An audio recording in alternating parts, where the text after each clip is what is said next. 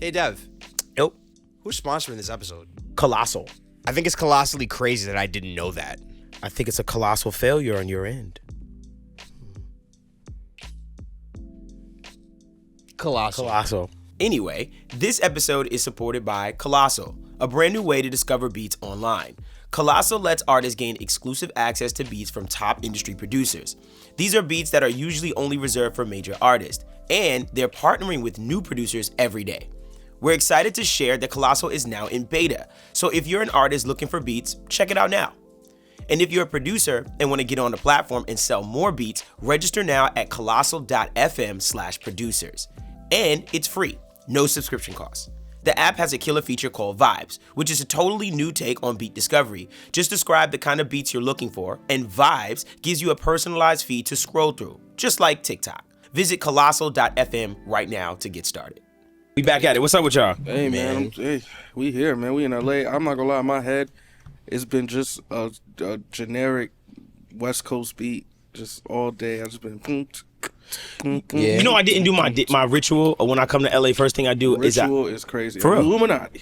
Alright, see, stop. First of all, you Start stop. the rumors. When you said Leslie Bradford mixing your album, we ended that shit already. I ain't gonna lie, they I'm not even gonna get into smoked that. me for Yeah, they that. spoke because you said it. You casually said it too. I You didn't was like, casually- But that's you was so like, nah, crazy. Leslie, when I sent Leslie the files and everybody said, yo, wait, But what that's you so mean? crazy because we had an episode with him, so it's just like, why would that be Illuminati on his part?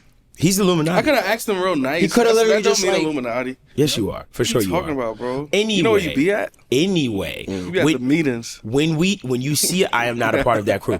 When you see us in a different environment, a different room, just know that we have a very, very special guest. One thing I will say is shout out to Ali and the good people at Engineers for giving us this space. Obviously, we're out here in LA and we're at the Engineers HQ, and they gave us a space so that we can actually talk to some of our friends, some legends, and get this content to you. So big shout out to everybody over at Engineers. Now, please make sure you comment, like, and subscribe, become a member, link in description. I want to get to this. Blah, blah, blah. Blah, Your blah, name I is want to get to this. Terrell. His name is Courtney T12. Right. You know. I'm What's your LJ. name, bro? My fault, 12, yeah. Courtney, what's your name, bro? LJ, I'm a FL. All right, I'm Devvon. We good now? Yeah, we good. All right, my fault. So this is somebody we've been wanting to talk to for a long time. Last time, we got a chance to talk to him, and this is funny. It was about, I don't know, maybe 2-3 years ago, just now, about. like crazy, like 2-3 years ago. And all we got was like 5 minutes with homie, like real quick to ask him like one question. But the crazy thing is that question went off when we got the chance to kind of like get some insight into him. Ladies and gentlemen, we have my guy. I mean, you've seen him on so many different records, from Roddy Ricch, from Nipsey Hussle, Kendrick Lamar. Summer Walker, Kendrick Lamar. SZA. We have SZA. We have boy Cyrus, ladies and gentlemen. Noise is in the Noise. Clap it up one time. Clap it up one time. What's up, bro? Appreciate y'all. Good to be here, man. Of course, man. Yo, this is like a long time to make. We've been trying to get you for a long time, though. 100%. We definitely, it's overdue. Yeah, for sure. I'm glad we locking in. Heck yeah. So, first thing we like to ask everybody that comes in the show is, what was your DAW journey? So, like, what was the first DAW you started in, whether it's tape, whatever, or and then how did you land in the DAW you are today? Shit, first like official DAW, I think was GarageBand for sure. But prior to that, I was fucking around with it was a shit called like Virtual DJ. Oh my God. No DJ. I think I know how old you are, bro. I had the Virtual yeah. DJ, Yeah. and I had the voice memo, the little 60-second joke. Got you. Just chop Bro. that shit up, Yep. take it into Virtual DJ, Yeah. and just fuck around. Right. Like, that was when I was first like just figuring shit out, piecing shit together. I used to like play the guitar and like play the bass coming up like as a kid. Okay. So I would like be just practicing. I would try to record the shit. I had that like, you know those old school computer mics? It was like the flat bass, then it just had like, Oh my gosh. It was white. Yeah, bro, and it just Exactly. it had a Had little one of mic at the those. top. Exactly. I thought I was in the studio with that. I ain't gonna cap. Yo, Like, for real. shit. Like, that's for all real. we needed, bro. Yeah, Like, yeah, that shit got it done. So I Heck used to yeah. fuck around with that, and then I would cut myself, and then Right. the voice memo things on the, because it was all PC back then. I just remember it was like 60-second or 30-second max or some shit. So Right. it's Yeah. like you couldn't do a whole song. Nah. You had to like Piece you it. had to punch it. and Right. piece it One and take. shit. Yeah. That shit is crazy. Okay, so then from there, what was like the next thing after Okay, that? yeah, so from that shit, ended up ultimately in GarageBand. Right. My cousin showed me how to use that shit because I was like really trying to make beats. Right. And, Nice. I think I looked at FL and I was, or Fruity Loops, and then I Right. was just like, It's No shade. motherfucker look Nah, no way shade. too scary, dog. Yo, Like, I was like, same. It is a scary ass door to open. Don't get cat. I told you I I'm had a it in kid, my bro. Like, you know what I'm saying? Don't get me Yeah. wrong. This is my first shit ever looking at. Like, Right. I look at it now, and I'm like, okay, that's where all the shit is. Right. But, like, then I was just like, well, I don't know what none of this a shit step is. sequencer. So- He's like, yo, chill. And I had a homie who was cooking in that shit too, so he tried, but it didn't work for me. And Right. then natural progression, you know what I'm saying? Logic, went to Logic. Gotcha. Still in Logic. That's Nice. been always been my for sure, like back of my hand type shit. Uh-huh. And then mixing wise, obviously met Ali, learned Pro Tools. That Right. was way down the line. So I Gotcha. didn't learn that shit till I met bro. And then funny you we mention touch that on because obviously I've known for years that you work so closely, like obviously with Ali. Obviously, you know, to me, the crew to me, as far as the engineers, I always say it's like Ali, Cyrus, and it's like Curtis. Like, you know what I mean? Like I see, because I watch a lot of like the content that you guys have like posted, just the conversations, and I see that y'all even have like a similar template style and stuff like that. Like how y'all do like y'all kick and bass in the same bus, all that stuff. Yeah. So that's something that I always wanted to ask you. Piggybacking off of that clip that we had, that one moment we had with you, with how you have your template set up, especially for your mixing. Like, how do you have your template set up? Like, take me through like your drum, like kind of like setup as far as mixing. Yeah, so I mean, definitely what you said. Like, Right. we products of Ali, you know what I'm saying? Like, bro taught me how to mix, so it was like that's what I stuck with, and obviously it was working for bro. So I was like, Say hey, less. It's a good method. So, He's like, this kind of works. good method. But nah, I mean, like setup wise, prep wise, whatever. I'm really straightforward, bro. Like I don't have no type of template that I mix out of. Plug-in wise, it's really just organization wise. So it's like I go from the drums down, and then bust everything together. Really depending on the console, depending on the room, depending on the schedule, like we mix it a little bit differently, you know what I'm saying? Got If it's you. like, if we're not in the middle of an album and someone's like, yo, mix this single, Right. might spread that bitch out across the whole board and like really go crazy. Right. If we in the middle of a project and we got like 6 mixes up on the board at the same time, then it's just like sometimes you get limited. So like in cases like that, sometimes we do some a little bit. Right. We'll do like Ali always taught me actually I feel like he picked it up along the way. He wasn't always like this, but at some point when we were summing shit, he started like keeping the 808 and the kick together. Yeah. And then that always was just like the fastest, easiest way to make sure that you're not like fully tearing the shit apart. You know what I'm Got saying? you, It's got like you, that okay. kick 808 blend. Yeah. At least like the bulk of it is gonna be very similar to like where they had that shit. Got you. Because really the way he taught us was like, yeah, we're gonna break the shit down and build it back up. You know what I mean? Got So you. with that, it was like, all right, 808 and kick is in this track. So even if I have my faders on the console all set, like there's no chance of these two's blend changing originally.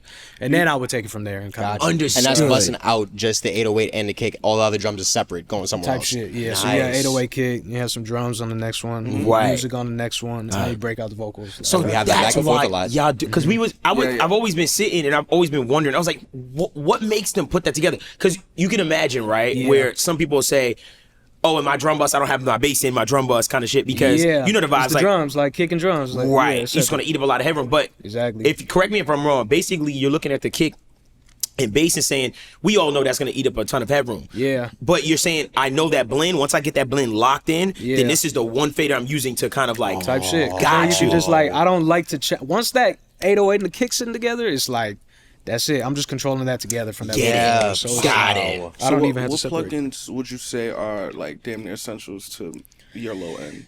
It's a great question. It's the other thing y'all gonna hate me for. It's like, bro, like plug-in wise, like I'm really like I say even just mixing wise, I think this is the reason I work so well with the console too. It's like, bro, I'm like 80-85% just like EQs, bro. Wow. Like, Yeah. that's my jam. Like, You- I don't need all the extras. Got you. Like, Are you when you are mixing like currently? Are you using the actual EQs and stuff like that on the board? Absolutely. Yeah, Okay, got you. So absolutely. you like old school, like well, Yeah, for unfortunately sure. it's called old school now, I know, but it's you crazy. on the board actually using the EQs and stuff like Absolutely. that. Yeah, Okay. no, for sure. Compression, EQ, I'm Right. gaining shit. What's it called? Line gain, mic gain, whatever Right. you want to do. Get a little extra saturation and shit. Like, Was gonna bring that up to you Yeah. because now that you mentioned the line gain and stuff like that, I remember one time I don't know if it was for like JID that you mentioned that y'all had some record that y'all couldn't get like a kick like yeah, that was that my boy shit on the Dreamville shit. Got you right for the Dreamville sessions. The Creed shit. Got you, Oh, got you. nice. So you was explaining it, and that was something I was like, damn, like we only had 5 minutes, and I was like, yo, hold on, bro. Yeah. So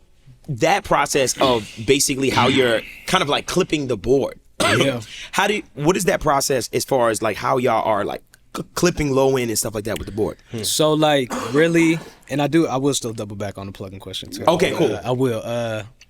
With the board shit, I mean, I feel like that's just kind of like the clipping shit. That's like, so again, I'm talking about all my shit came from Ali, so it's like his shit came from Dre. Right. So it's like that's the OG, like Right. what was bro doing? sure. He was clipping the board. But Right. like it's just something to that sound, and it's a very like it's very to taste. You know what I mean? Like you could barely kiss that motherfucker and like kind of get what you need, or you could really push it and drive it and then just see where it goes. So in that specific incident, it was just like the 2-track, the ref was just, it was squashed and it was fucked up, but like the kick was just hitting so vicious. It was like, even though it was fucked up, it was fire. Like, and without it, it was like an immediate, you know when you're like being the ref in the mix, trying to figure out like what you're missing. Like, am I missing stems? Is it like a hat on top of it I ain't got? So it's like, we were just going through the whole shit, and it was really just like, you could just feel that character, like that shit was missing. So it was just like, all right, how we get that back? And then we went through a whole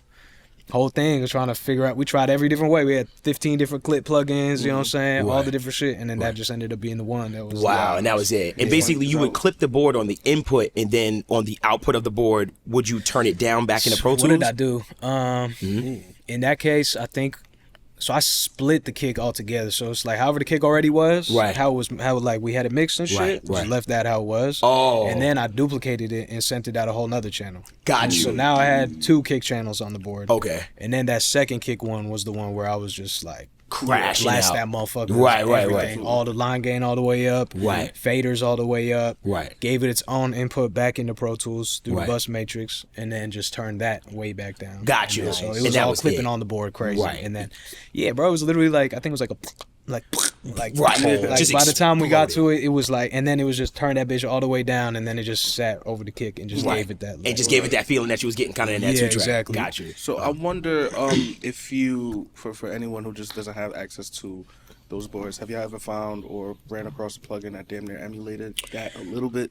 We for sure have tried a lot of different shit. Sure. I feel like it's the same, you could say the same thing on like FL. Like you found some shit that made the kick hit like that, like that soft clip, and it's like, man, no, not really. But like, I feel like everything, it's like paintbrush, you know what I'm saying? It's like different ones for different, what you're trying to do with it. So, I do like the UAD SSL shit. I do like the Plugin Alliance SSL shit for sure. The SSL native bus compressor, I fuck with that for sure. Okay. I think it has a good color.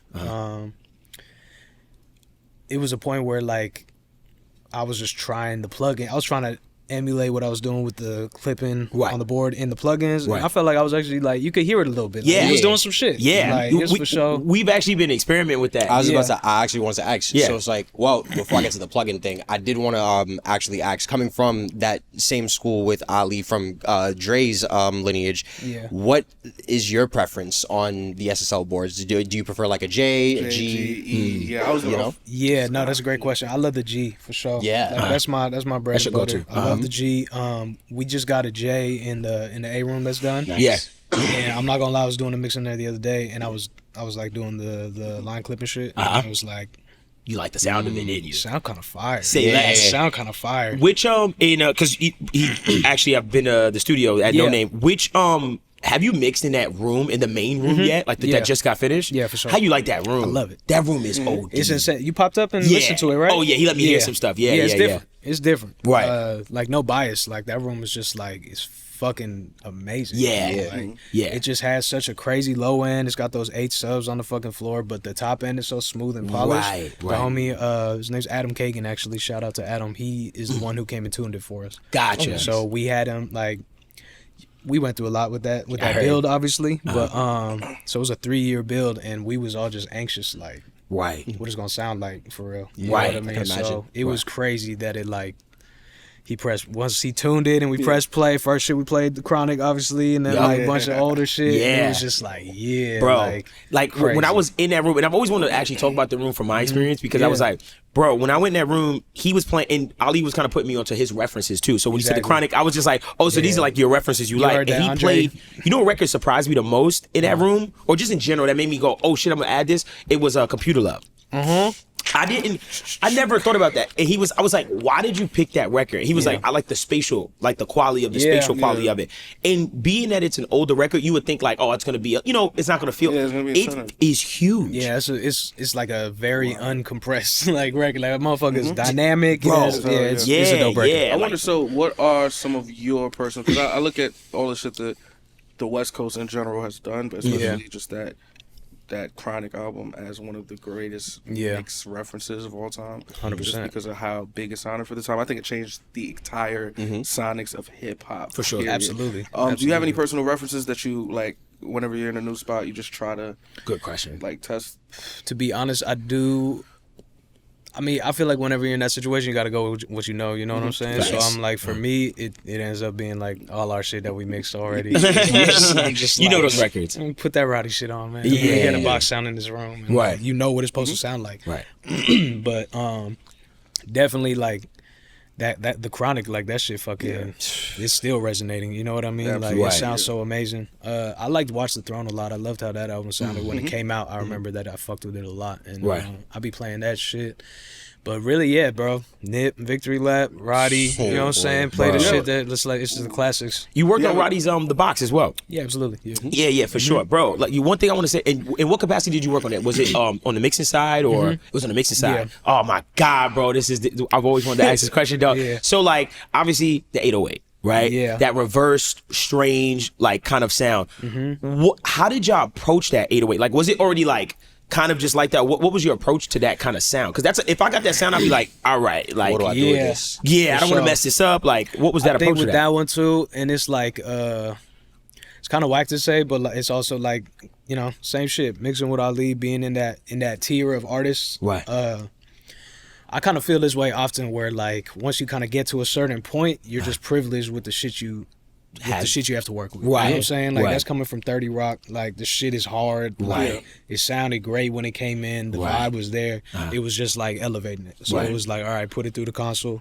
Make sure that we're not losing none of the punch for sure, because that happened. Like, especially nowadays with the FL shit, that's like a big thing with the console. It's like it's softened that clip. You know what I mean? Like, It try to force it more towards like a sine wave or some shit, whereas like FL shit is like Just a straight 90 degrees. So it's like it's been a minute, but I mean, I do remember it sounded good, and then we was just like, same approach as always. Put that shit through the board. Right.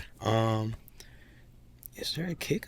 Is it a kick? I don't under that? I don't feel think like it's a kick I'm under not that. sure. It's not. It's the I reverse think and the 808. The sample might have had the shit all. Had in a- there. Yeah, it was had a little definitely a something. punchy ass fucking. Right. 808, Yeah.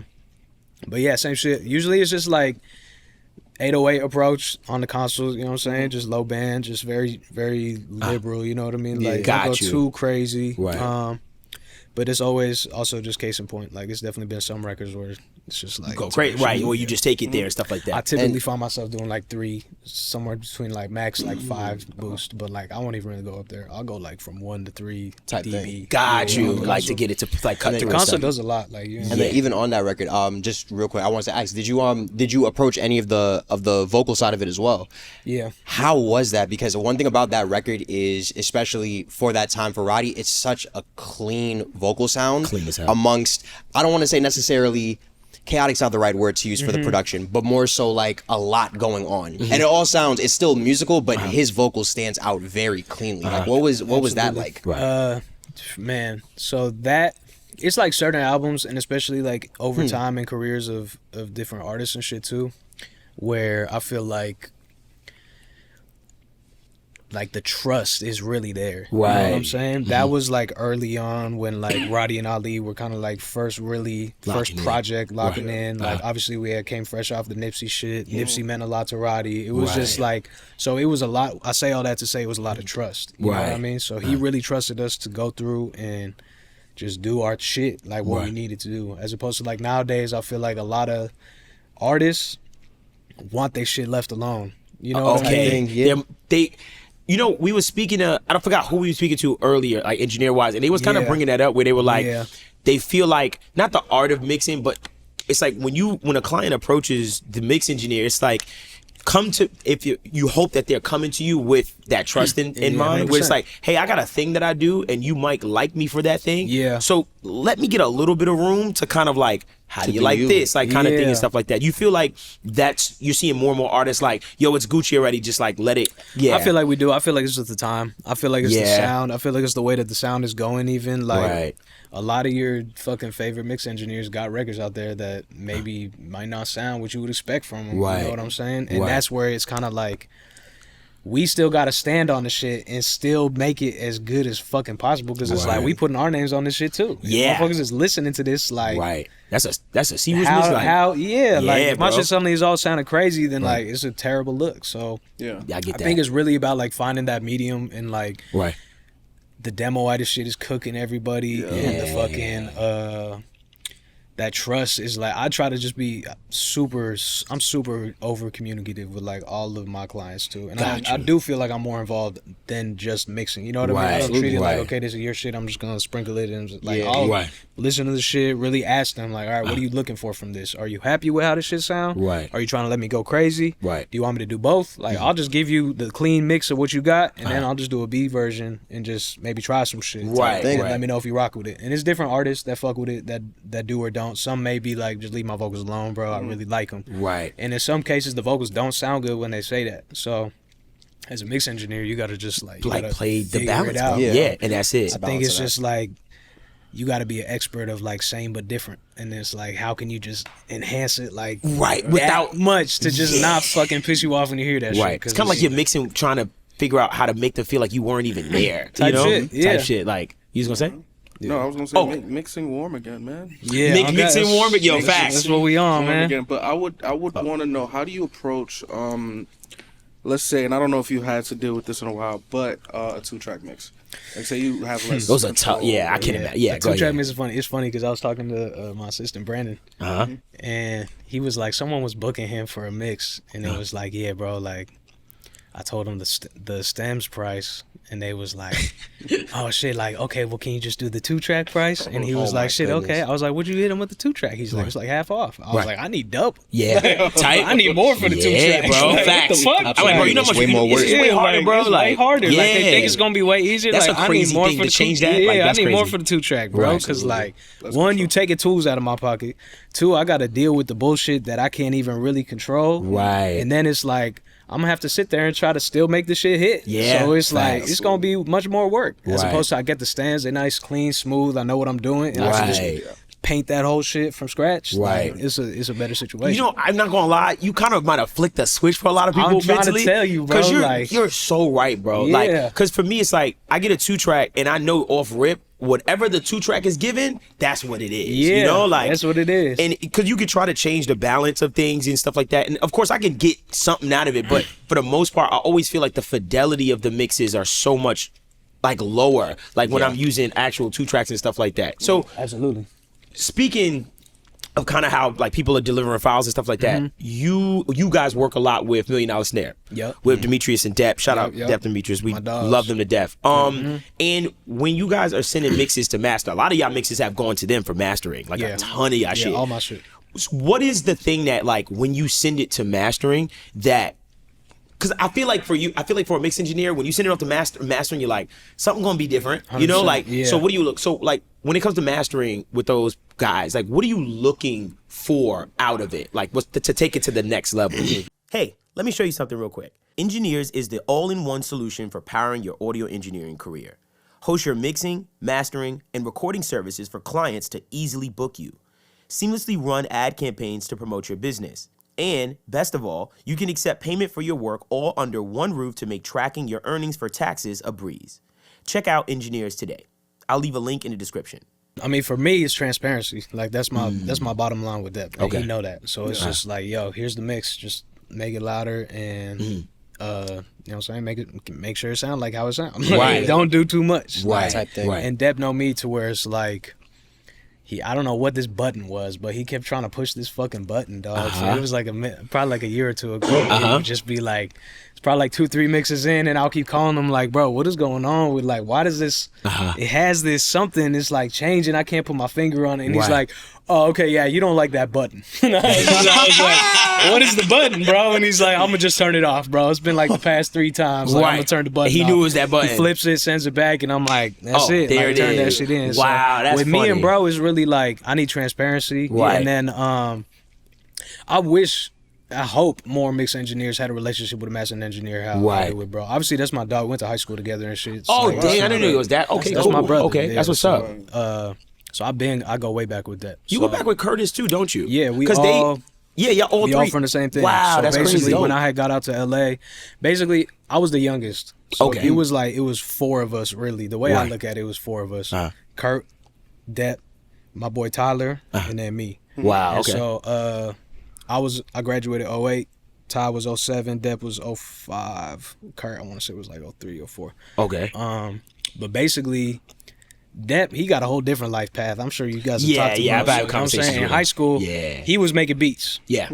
I was making beats, I was rapping, and my boy Tyler was making beats, and Curtis was making beats and rapping, and Depp was just making beats. But Depp had the hardest shit. But Depp was off them drugs, so it's like you couldn't really rock with bro. Like, Got you. 'cause he was like, he had his whole life path. personal journey. Right. Yeah. So I was real close with Tyler, who was my boy that was a year older than me, and he was the one that really put me on in terms of.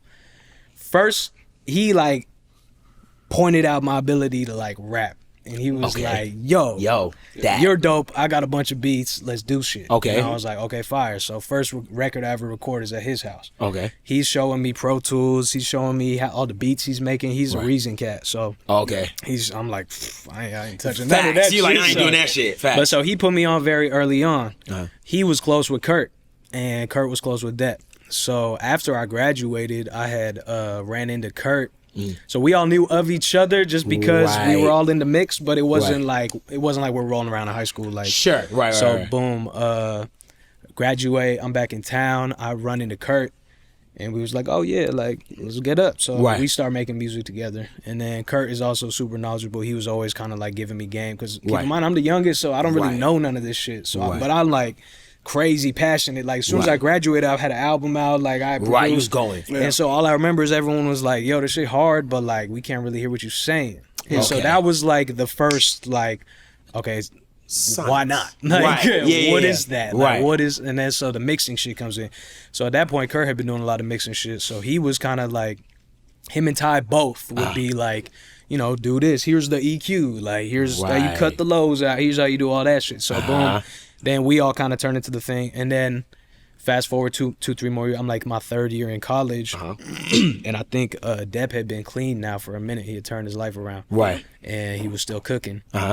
And one of my boys had to like go to Alcoholics Anonymous class for like a Dewey or something that he got. Right.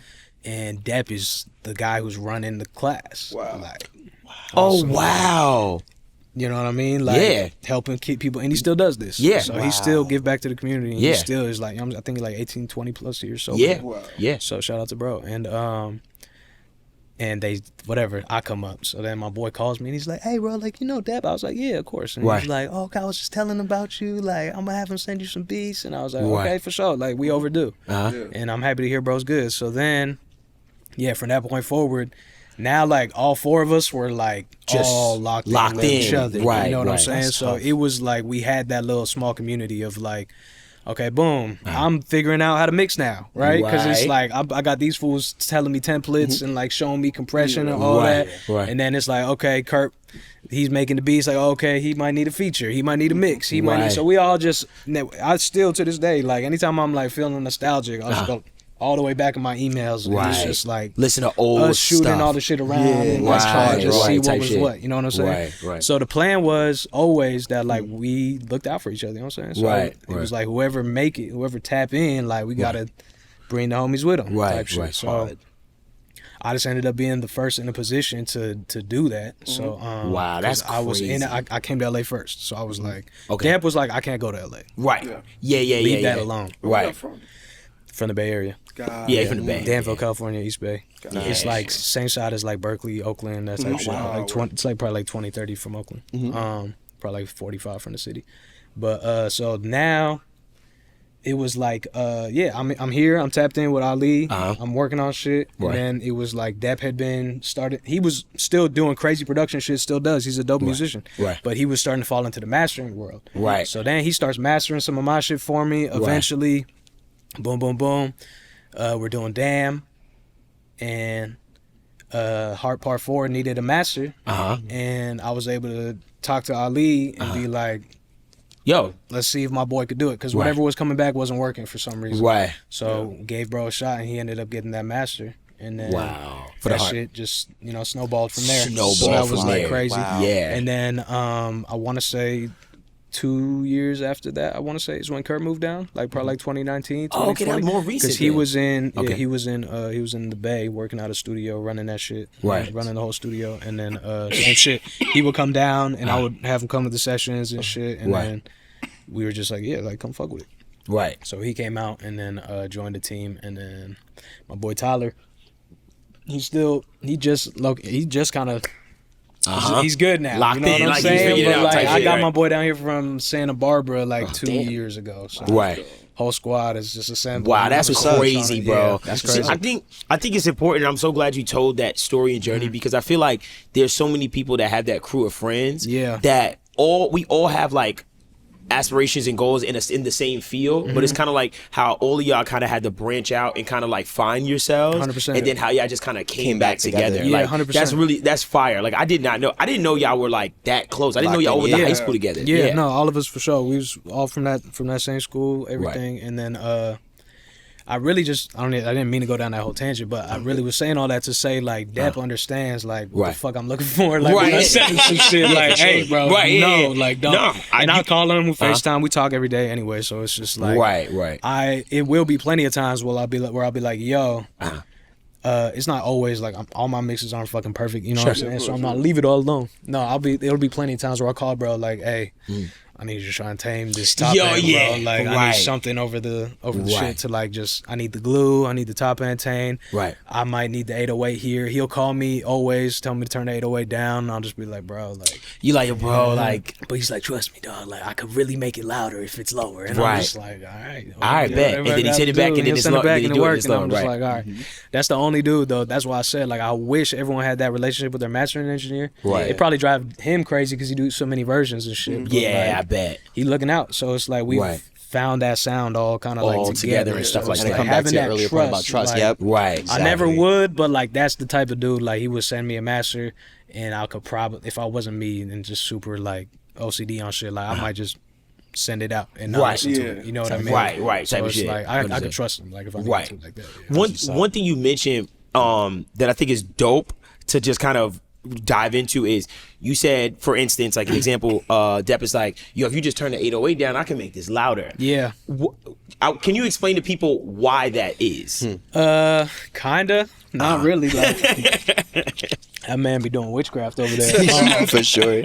I feel like, I mean, it's space, right? It comes down to like the space, because like that sub, especially, I feel like a lot of the time when that comes up, it will be because the sub is like, when the sub is so fucking subby and it doesn't have a lot of that top end info, like it's really just there taking up all the space. And those are the records that are harder to get sonically loud, right? Because it's like, it's just, if you're looking at the numbers, that motherfucker's booming. But it's like, since it's that sub, like it may not translate through the phone or something else. So a lot of the time, those will be the records where people be like, yo, can we get it louder? Can we get a louder master? Right. So a lot of the times with that is just giving him that extra space to push it by like creating just slightly more space. I'm not gonna say headroom, but just space in the mix. In the space, in the sonics itself. Like in the spatial shit. Yeah. So it's like, just give him that space so that he can then push it up on his end, with whatever, and then voodoo he got going on with the golly shit. I've been there, man. I did like a little tour of his space and stuff like that. He was showing me all this stuff, and I was just like, bro, this is wild. Like this feels like this crazy $6,000 EQ, and it was wild. One thing I'll say is something I've been playing with a lot, and the reason why I asked you that and wanted you to bring it up is because what I've been realizing is when I'm looking on or listening on my phone, I'm like, okay, what am I really hearing low end wise on my phone? And I'm like, it's more of what I'm hearing, like that 100, 200, like I'm hearing like that stuff. So what I've been doing more is adding saturation and kind of saturating more of that to give me that bite up 100%. There. And I've been realizing I haven't had to push, like, you know what I mean, too much to hear it. Because that's what I feel like a lot of people in like smaller speakers or just like little setups to do where they're like, I can't hit a low end, and they turn it up, but it's like, yo, bro, you really don't hear what's happening. What's happening. That's the way to do it for sure. Yeah, that's definitely the way to do it, because it's like you could just create a little bit more energy in that otherwise super low frequency. Right. It's just like now it's gonna drive a little bit more. Gotcha. Might poke through the phone, might give you a little bit of that like fuzz, like whatever it's gonna give you, like some of that character. Like, that's for sure the way. Are you doing anything to control, like say for instance when you get 808s or like low end that's like, you know, you're like, oh, it's a lot of 808 off rip. Is there like, how are you going about controlling it? I mean, really just, gain staging, I feel like it's just huge. And then, I feel like that's the main shit, is the gain staging shit. I'll definitely EQ some shit if I need to. Like, there's been times where we'll carve a bunch of shit out of 808, like if it's just no room for it. I think it's all case by case for sure. Got you. But I do feel like it's like, I'm a very like hands off if it's right. So it's like if it's right and it sounds right, and again with gain staging with me in the console, I'm very particular in how I work, where it's like I might have a whole mix. I might have been working on a mix for an hour. You'll go look at the shit. And like the sessions, there's nothing in the session. Right. You're like, just straight up. Like, what are you doing? And it's funny because I'm like, it's almost like I'm happy that I'm at that point, because I remember I used to be watching Ali mixing. Right. And I would look at the session and feel like it wasn't a lot there. And I was like, how is he doing this? Right. Like, how is this shit sounding like this? Right. But it would sound amazing. Right. But there would be no fucking plugins. And I would just, obviously the console, but it's like, that's an EQ and a compressor. You know what I'm saying? Some faders. So for me, it was just like the gain staging, I think, is also something that I'm super like hyper aware of while I mix, because of the fact that I have the console. Right. So it's like, okay, I can turn it up in the board. That's gonna create whatever it does, gain. If it's just, let's call that pure gain. If it is, we're on the console now. Just pushing the faders, that's not just pure gain. That's gonna add some saturation too. Right. And then it's like, okay, now at what level is it hitting the console? Like, okay, is it clipping? Is it not clipping? Cool. So now I got to gain stage it over here. Then I might do it over here. Now, say all of that is coming into Pro Tools and it's hitting at like -10, right? Okay. And we're talking like just 808. Right. It could be 7 different ways I could make it hit -10. Right. You know what I mean? I might line gain that. I might pull the fader down. I might push it more in the box. I might push it more when it come back in the box. Right. So it's so many ways to get to that -10. Right. That I feel like, and they all have their own unique sound. Right. That is like, I feel like that's a big part of where I spend a lot of my beginning time of the mixes. Right. It's just like, how hot do I want this shit really coming in? Right. And like, where do I want to sit in that? Not even on some headroom shit, but really just on some like sonically. Right. Yeah. Okay, it sounds great when the faders is up, but when you're pushing it here and you turn it up there, it's just missing. Right. Something changes. It's like how everything has a relationship with each other and interacting. Exactly. So you'll spend a lot of time in the gain staging process to kind of figure out like, okay, here's my blend, kind of turning everything up, and just like, ooh, like that 2 dB there just feels like nice, and then it's like you kind of just go down the line. Yeah, exactly. What converters are y'all like running? Because when I went to that room that we talking about, and I see y'all running on Apogee Symphonies. Yeah, we got the Symphonies, and I got the Symphonies too. I was they sound great. They sound great. They said, yo, thank you. Because in my head, I was, I've been telling people about it for a long time. I was like, yo, bro, because when I had them send me a unit. Fire. And I was like, I'm looking for I want a new sound. I just want a new sound. I've heard the Prism sounds. I've heard the UADs. You wasn't fucking with the Prism? I loved it. Yeah. I love the Prism though. Can I say this about the Prism? I'm not gonna lie. When it comes to Prism, the low end, to me, I still really like the low end on that Prism that it had. But what I will say with the Apogee made me like open just. The converters just sounded incredible. Like, really good, I hit those things sometime. Yeah. And then I noticed that it just sounded hi-fi. Like it just has like this, not this like annoying brightness, but it has like this just hi-fi kind of sound. I was gonna say, I remember when you first sent us out the because he did a converter test to make sure he wasn't bugging. He loves. I was like, bro, check this out. And I remember hearing it, and again, to his music, to y'all music, like I love low end stuff. Yeah. So that was the first thing that really clicked to me, and I was like, I could tell immediately with the Prism and the Apogee. I was like, that's the Prism, but the Apogee is lacking low end. But I like that. It I can has hear everything better in context. Yeah, Interesting. it has like this, to me, it's the Apogee, and I could be crazy, I feel like it has like this little like 400 hertz thing, and it has like a little boost like in there. So what it was kind of missing for me in the like the super subby lows, as far as the ADD, I felt like It made up for it in the mids. It made up for it in that low mid, and that's what made me, because my vocals, even the preamps with the conversion, just sounded like a little thicker, like everything just felt like a lot bigger. Yeah. I never done like a shootout with that shit. Got you. Like, yeah, we should. Yo, if you ever need a shootout for something, bro, I'm the shootout guy. Like, I'll shoot some shit up. Like, yo, I'm here. Let me get some files. I would love to. For instance, I have a shootout I'm about to put out. Yeah. I put a Focusrite Octo Pre versus the Neumann interface, the new one, versus the new UAD versus the Apogee Symphony. Like, I'm about to put that out and give everybody the files. So like, you can say who you got, or you just I don't want to say yet. I don't want to say. You know what? I'll say this: the MT48 had the best sounding preamps to me. For sure. So the preamp sounded the best to me, like out of all four of them. Yeah. Wow. When it came to the converters, though, I still preferred the Apogee. Yeah. Because what I noticed was the Neumann MT48 converters, not gonna lie, it felt a little bit smaller. It felt a little bit smaller. It sounded clean, but when I went to the Apogee, it was just thicker and just wide. It just had a size on it that I couldn't beat. Yeah. You ran them both going into each other though?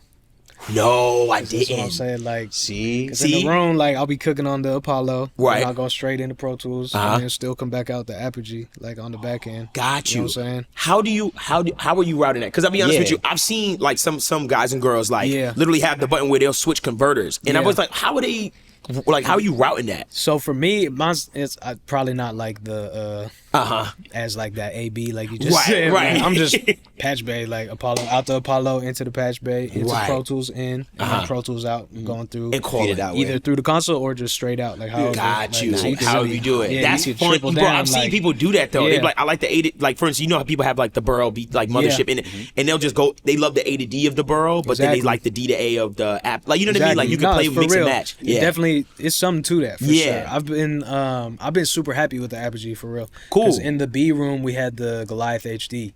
Oh, okay. And it's the 32, and I think we got two. One of them was faulty. We sent it back. Then they was like, "Yeah, we're not making these no more." We was like, "Damn!" So we got stuck with the one. Right. So we was trying to find another one and just like couldn't find one for the longest time. Still haven't found one. So like we have to cross patch over to get the full console. But I liked how that room sounded a lot. And I was fucking with the Goliath HD. Right. And then when we were trying to get the spec list going for the A room, we were like, let's go Avid everything. Right. Because that's paramount. You know what I'm saying? Right. That's Interscope. That's universe. That's what we know. It's Right. like Avid, old school, HDIO. HDIO's run right. it up. Type. And then it was just like, it was a space restriction. We were also obviously gearing up for the Dolby thing. So they were talking about doing the Matrix. Right. Which I had zero experience with. And then we was, what was the other one we were thinking? We was thinking about getting the Burl. Got you. And it was also just like, you know, it's a grip. And we were like, man, we want this sound too. Like, we need to find something that's going to be cohesive and that's going to allow us to get the Atmos bag going. And like just stay in that realm. Right. And so the symphonies, we got two of them. 232s, I want to say. Yeah. And we have a third one that's going to be, what is it? It might be 30. It might just be 16. Okay, Yeah. got you. 16 by For 16. the, Okay. For the Atmos. Okay. For the Atmos side. Yeah. It's so good for immersive. Like literally, they nailed it. Like they Yeah, they knocked killed that thing out the park, bro. They did. Like, It's got like the HD option card on it and all that. yeah. So literally, I don't even have to like ever buy a new. I just literally have to just put a new card in, and then I got exactly. another 16 channels. Yeah, You it's good to go. OD. Yeah, I configured mine. Like when I first got it, I was like, Fire. I want 32. You know, like Yeah, you have to. Yeah. And they said it's something to the 32s that gets lost when you get like the 64 units, right? Like they just say, I think it's purely like a capacity thing or like a processing thing. To where it's just Gotcha. like you're not gonna be able to get that same sound. Right, So right. That's what they said about the Goliath too. That's why we stuck with the HD and didn't get the 64. Gotcha. Because I guess they were like, yeah, no, you don't want that. You don't want that. It was like, That's okay. crazy. They make it too. It's like, what does that even mean? That's fire though. Yeah. No. What I'll say is, you know, I love that we got to like the Sonic conversation because I rarely do we get a chance to really talk about like Sonics like that, like on that level, because obviously him and we all talk about like converters and preamps and stuff like that. And I know nowadays like there's see it like this. Technology has gotten a lot better, right? Like if I can get it done with a Focusrite. I'll be honest with you. You know what I mean? Like if I'm like I can cut it. Like there's no shade to that. But I say to myself, when it comes to conversion, and if I'm doing like a mix like you, like where you're running things back in, like out and back in, that's where I get like really like more of a stickler with my converters and stuff. 100%. So because you're using that board. So when it comes to the board, right? Because you're one of the few people that I know that are like, I'm on the board. That's like it. This is my thing. Yeah. What are you noticing about that board, or what makes the board for you like, I'm staying right here? Is it a Sonics thing for you? Like it's definitely a Sonics thing. It's definitely a Sonics thing. It's definitely just like a process thing. Like I damn near learned how to mix on the board before I really even knew Pro Tools shit too. So I was kind of learning it all simultaneously. Sound wise though, I just feel like the board, bro, just create this space like so fast, and you get like a separation between sounds. That like you can't really replicate that shit. That's how I feel. Depending on the console, of course. But those G's and those J's for sure. It's like it just give you that space, and I just like the control. I love obviously to clip my kicks and my 808s and shit when the time is right. I love that board EQ as like a crutch. You know what I mean? Like I really will lean into that board EQ to the point where like I might just throw up a fab filter and do a sweep in the box and like really find. I sweep on the console too, but it's also like just to be like, okay, I saw the number. Yeah. Go there. You know what I mean? Gotcha. Bring it over here. Do it over here instead. Right. And then it just glues shit together different, bro. Like that center section, bro, is just not it's unmatched. money, bro. Like you can't touch that. I do like the sound of Neve consoles as well, but I haven't had as much experience on them. Okay, gotcha. So like I've just always been SSL, obviously. Gotcha. What's funny you mentioned that. You know, I got one of my favorite techniques on earth from y'all, where I was obviously watching y'all so much because I'll sit and I'll just find y'all. Like I'm like, he said something, I'll like put it all together. So I remember I was watching Curtis had did a breakdown one time, and basically, I was watching one of Ali's old sessions. Remember he used to do the lives, workshops, and I was looking at how I was looking at the kick and bass thing, and I remember that was like blowing my mind. I was like, what's happening? Why? Like why? And I seen it like clipping out of Pro Tools, but then I knew on the returns it was like, you know, the nominal. So I was like, all right, so he's probably clipping the board with the kick and bass. And then I said to myself, how could I, obviously not having a SSL console, kind of like emulate this kind of feel and kind of get it. So I wound up going out, and this is from y'all maybe spin bread. I wound up, this is years ago too, I wound up buying a Dangerous 2-bus plus, was a summing amp. And I said, I'm going to try to start like kind of hitting this summing amp a little hard. And just see what happens. Life changed. Crazy. Like, I hit that. Sometimes I'll play stuff from him. I'm like, bro, I'm going to just run it through and I'm going to clip. Like, I'm just going to clip it. And it'll come back in. You'll see negative 3 dB. And I'll be like, bro, these are hitting at the same headroom. You're like, yo. Like, so when it comes to that, you know, is that like a big part of like your loudness and how you're getting things to sound the way it is with that board? I feel like it's got to be for sure. Like whether it was subconsciously or not, it's just like you said, bro. You could have those numbers reading the same and have a whole different experience just from like driving that output. Like, it's just really something to that analog shit that's like unfortunately kind of getting lost. But the people that know, they know. And it's like you can't really recreate that sound, bro. And again, you got a whole different. You got the Dangerous, and it still was doing something. You know what I mean? So it's like, I'll never forget Ty, my boy. He let me hold on to his. I was gonna grab a 1073. I was gonna grab like the Bay one because that was just what I had always used and fucked with. And he was like, "Bro, I got 2 of the Heritage Audio ones. Like, I'm not using my second one. Like, just hold this at the crib." And I was like, "Amazing. I'll say less." Hell yeah. So he gave me that shit, and then he gave me I think he was moving or some shit. He's just then put on the shit. He gave me like a Moog or some shit. But I'll never forget because obviously I'm like hip to this shit because I'm in it. But like we was just at the house one day just making some beats and I was playing something through the Moog. And I think Ty was there and my homie B was there who's like not in music at all. Just like my boy who was just kicking it at the crib. And we were playing the shit and I was like, oh, I'm tweaking. Like Ty gave me the 1073. And I just plugged it out, plugged it in, and then like played it again. And the homie that was like, you know what I mean, not in music at all. He was just like, God, what the fuck? he's like that's just from running it through that thing. Like it sounds crazy. And I was just like, yeah, bro, it's that shit. Like, wow, that's and crazy. It just added so much warmth to it, and it was just like so nice immediately. And I was like, yeah, I'm tweaking. It be like that, bro. Like sometimes, heck yeah, that's crazy, bro. See, that's why I be saying like sometimes I like I really. I'm I come from just straight digital, right, for years. But then I started to get like a taste for like the analog stuff. To me, and I say, you know, obviously we've had like a lot of different people. A lot of people have different schools of thought on it and all that other 100%. Stuff. But I just tell people sometimes, like he says, I just have fun with the shit. Like I love using it. Like I have a Neve Portico master bus processor. Fire. And I like when I first got it, I was pressing every fucking button. I was like, yo, this is a Neve. Like, but now, ironically, and I feel bad when sometimes I'll show people my mixes, there's no buttons on. I'm just pushing into the shit. Like I don't even use it on. Like I don't turn on any more reserve. It's just sound. It's just sound, bro. It just immediately will just give it a different character. Right. Like that's all you need sometimes. Right. Like, I don't need to fucking go crazy on all of this shit. And again, like less is more. Like I'll say that forever, bro. Like it's been so many mixes that I've seen like where I'm just like, all right, turn this off, turn this off, turn this off, you know what I'm saying? Right. And suddenly it's like back wide open. And you're like, damn, okay. Like, what am I doing? Right. Yeah, exactly. One album that you worked on, was one of my favorite albums. You worked on Summer Walker's over it. Mm-hmm. That album, I never forget when it first came out, sonically, like, bro, I was like, this shit sound. I never forget. I was walking like in a park in Nashville. I don't know why I was in Nashville. I was just somewhere in Nashville. And I'm walking in the park and I put it on because I feel like you or somebody was like, bro, listen to the album, bro. It's fire.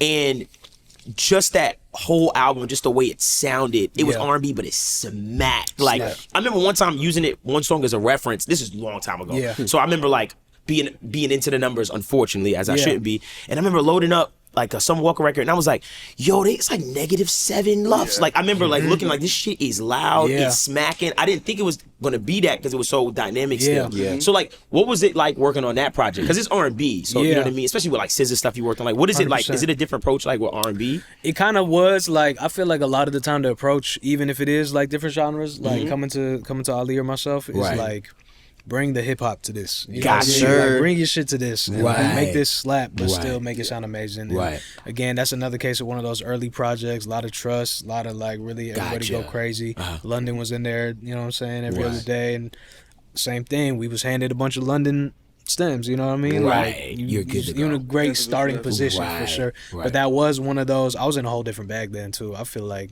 I'm doing less now even, but like, that's 2019. It's like 2019, so that's why I said I'm not gonna lie. I used to love. I'm pretty sure it's all over that project. I used to love that the distressor, like on my kicks. Just like at the slightest like humanly possible parallel. Right. I would just do the whole attack release, find the right drive, and like get the crunch and just play with the high pass sometimes on parallel to just get the like top end of it.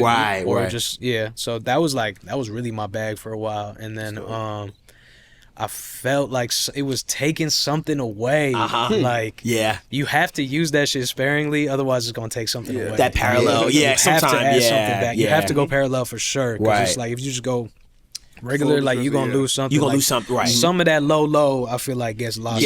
Right? Yeah. So I eased up off of that shit, but there was definitely like a lot of that was for sure going on in that project. Okay. And then trying to think what board we used because I was at Paramount A. I think they got a G in there. Okay, so that's all on the G for the most part. Okay, as far as all the mixes and stuff like that. How shit was on the G. How long did it take y'all to finish like an album, like from start to finish? Because you also worked on the Big Sean one as well. Yeah, absolutely. That one took about 2.5 years. You know what I'm saying? That Big Sean one took a hot minute. Yeah, got you. Why it take so long? Was it like vocals? It was just one of those journeys, bro. Like I see it on his face. It's one of those journeys, man. It's my dog. It's just like. It just took time, bro, to get it right. Like, it took time to get it right. And I feel like when you in deep on an album like that like means so much to the artist, it's like all you could do is just like support it. You know what I mean? Right. Like songs get mixed, they get completely remade after. You got to start mixing them again. It's like that type of shit will drive you crazy if you let that shit. Or you could just be like, cool. It's gonna be the best it could possibly be. You know what I'm saying? As long as every decision is like enhancing it, then like I'll do this shit all day. You know? But there was definitely breaks and there was definitely revisiting a lot of the records. But honestly, all the classic albums I've been a part of have been like that. Gotcha. You know like when people that's why I'm always just like go crazy, bro. Like kind of thing. All the greats that like I've had the opportunity to just be around have always like really took it there in terms of like the song's not done till it's like done. You know what I mean? And I think that could go two ways. Like I think that could really go two ways. Like you could be in your head about shit and be changing things that like may or may not even be making the song better. Right. Or you could really just be like on demon time, like, nah, I got this crazy verse. We're gonna try 50 beats under it. Right. All these different, and just like, get the shit just going. Eventually, one of them's gonna click, and it's just Right. gonna be like, yeah, that's that shit. Right. So anytime an artist is going down that path of like, look, my intention is to make the best fucking album I can. Right. Like, I'm not gonna be like, all right, well, hurry up. Like, Right. You're not gonna say right. It's not your. You just That's like, I'm not my here place. to just Yeah. take what they Oh, got and God. just take it to that next place. and the whole team was like locked in. You know what I mean? Right, Like, everyone was right. locked in. Sean was trying to make sure that the sound was amazing. Like Right. he was trying to make sure all the production was right. He was just, you know, wanted the right. Everything just had to be right. So Right. that one definitely took a long time. Right. But that always changes too. You know what I'm saying? We've definitely had albums like where it's been months. You know what I mean? And it's Right. been albums where it's been like, Right. damn, we're done. Like 2 weeks, Right, shit's like, right, we good. Like, shit's right, out. Damn, right. okay. Like, Right. so I feel like that's always been a thing. But I do feel like, and I don't know if it comes with with the time and the experience, but I do feel like it's taking me the least amount of time it's ever taken me for sure to mix get records. to get to that last place to finish it. Like in to be terms of finished like, with the mix. there's a mix. Yeah, like Sure. really, like, bro, it was like a smooth 5-6 year period, like Of like bumping heads. just all day, bro. Like, Right. and again, I'm a product of Ali. You know what I'm saying? So sure. it's like I'm in that bitch doing what bro's doing. 'Cause Right. I don't know no better, and Yeah. it's working. I'm hearing it. I'm seeing it. It's Right. like shit sounds crazy. Right. But literally, bro, like there would be times where we take days to just get one song done. I get it, right. I've heard the classic story of like Ali and them saying like, yo, I spent like 6 hours on a snare, you know what I mean, and stuff exactly. like that. So that's I know. real shit. Right. Like, that's real shit, bro. Right. I really sat there and watched bro do that, and I'm just like, That's crazy. God. Right. Yeah. Tick, Bro, tick, like- tick, tick. seriously, bro. tick. People are like, I want to come watch you guys mix. It's probably so fun. Bro. It's like, man, don't even come. Don't even Like, come, don't bro. even It's not come. that. Like, It's not that cool, they're like, what bro. time the session start? 12. All right, bet. I'm gonna pull up at like 8 p.m. Right. Like, give us some time to like really get to get into into this it, shit, 'cause, right? like, Type shit. it's definitely it's a journey. But again, yeah, I feel like with the less is more approach and with just knowing and coming with experience of Right. like, all right, we've handled all these projects, we know what people are looking for. Right. Now you've built relationships with the artists, so it's like, okay, it's another album for this person, another Right. album for this person. What was they fucking with last time? Okay, Gotcha. bet. Like, let's kind of like keep it Snowballs in and that kind realm. of keep that tight, right? And that's Exactly. it. And Understood, man. sense. Well, you know, obviously, Noise. Thank you so much, bro. Absolutely. No, Like for appreciate joining y'all, us. for real. Like I said, like all the questions that I literally have had for years, bro. Like I get to ask Yeah. them. Like that kicking bass thing was always rattling me, bro. Like I was Yeah. like, what is the? I saw what he was doing, but I was like, why? Like what was your mentality around it? So That's I that shit appreciate for that. sure. Yeah, That's heck a bar, yes. definitely. Zaire, make sure you clip that up for everybody, Please, like for that sure. moment. Yeah. But one time, make some noise for Noise. I appreciate y'all, man. And let everybody know like where they can follow you, the whole nine and stuff Yes, like that. your boy Noise on Instagram, YABOYNOIS. Really on everything, Twitter, Instagram, all that shit. Right. That's it. That's I don't it. really got too much more to plug. That's it, man. Say less, bro. And obviously, just be on the lookout for him. Of course, there's so much more stuff coming, and stuff like that. But yeah, really enjoyed this. Please make sure you comment, like, and subscribe. Remember, one lucky person in the comment section is going to get that VIP Gold Edition Rosetta EQ or compressor. Also, you can remember become a member of the channel. Realize everybody and all of our members already saw this video Saw this first. way before you. You get free money in the store. You get these cool weekly like Zoom calls. A bunch of really dope Fire stuff, shit. fire stuff. And thank y'all so much for listening. And we're out. And remember, find yourself a nice little master and engineer, man. Come on.